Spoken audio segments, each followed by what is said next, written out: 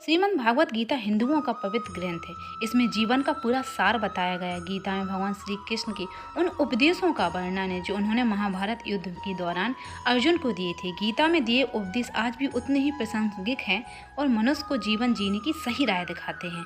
इसमें ग्रंथ भगवान श्री कृष्ण द्वारा अर्जुन को दिए गए उपदेशों की पूरी श्रृंखला है। गीता में जीवन के अर्थ को विस्तार पूर्वक बहुत खूबसूरती तरीके से बताया गया है। गीता का अनुसरण करने वाला व्यक्ति जीवन में कभी असफल नहीं होता। गीता में श्री कृष्ण ने बुद्धिमान व्यक्तियों की पहचान बताई है। गीता में श्री कृष्ण ने कहा कि समय कभी एक जैसा नहीं रहता, यह हमेशा बदलता रहता है, इसलिए कभी किसी भी एक परिस्थिति में नहीं रहना चाहिए। जो लोग दूसरों को बेवजह रुलाते हैं उन्हें भी आगे चलकर रोना पड़ता है। जो लोग दूसरों को दुख देते हैं उन्हें भी अपने जीवन में आगे चलकर दुख भोगना पड़ता है।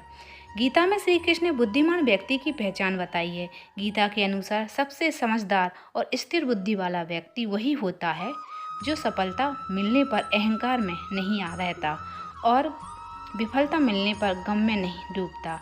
श्री कृष्ण कहते हैं कि केवल डरपोक और कमजोर लोग ही चीज़ों को भाग पर छोड़ते हैं। वही जो लोग मजबूत और खुद पर भरोसा करने वाले होते हैं वे कभी भी नियति या भाग पर निर्भर नहीं रहते।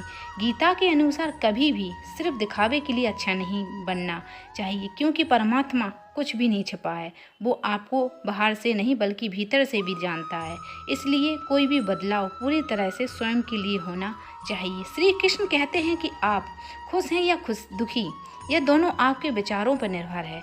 अगर आप प्रसन्न रहना चाहते हैं तो आप हर हाल में प्रसन्न ही रहेंगे, लेकिन अगर आप बार बार नकारात्मक विचार लाएंगे तो आप दुखी ही रहेंगे। विचार ही हर व्यक्ति का शत्रु और मित्र होता है। श्री कृष्ण कहते हैं किसी के साथ चलने से ना तो कोई खुशी मिलती है और ना ही लक्ष्य। इसलिए मनुष्य को सदैव अपने कर्मों पर विश्वास करते हुए अकेले चलते रहना चाहिए। गीता में श्री कृष्ण ने कर्म योग, भक्ति योग और ज्ञान योग को ही कल्याण का प्रमुख साधन बताया है। कर्म के प्रभाव से संबंध का टूट जाना ही जीवन का लक्ष्य है और यह लक्ष्य उपयुक्त तीनों मार्गों से प्राप्त हो सकता है। राधे राधे।